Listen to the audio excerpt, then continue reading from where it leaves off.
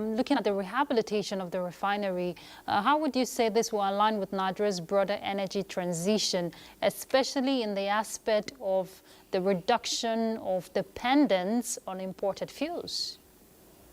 Yes, you know, when you, in terms of dependence on imported fuel, I think it's also a big win, just to join my voice as well with what Mujid just said, that it's a big win, because if you import fuel normally, you are going to buy that fuel abroad at the flat price, as Rotterdam. So when you buy it and you are bringing it to Nigeria, there's going to be a lot of logistics cost that will be imputed into it.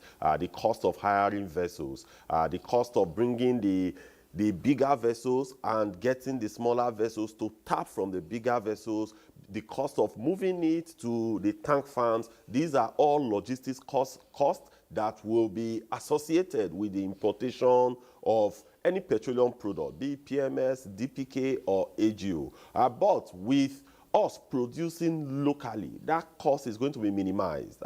You could imagine the cost of bringing a tanker, for example, from Malta, from Australia, from China to Nigeria. You cannot compare that with the cost of going to Port Harcourt refinery, taking the product into truck and moving it to the respective stations, or the cost of going to Dangote refinery and get these products right there. So that cost will be eliminated. And at the end, Nigerians will be much more better for it. Because if you look at it effectively, if the cost of crude is constant, when you import product from abroad, it's going to be about 100 naira much more expensive than when you produce locally. That is if the cost of crude is constant.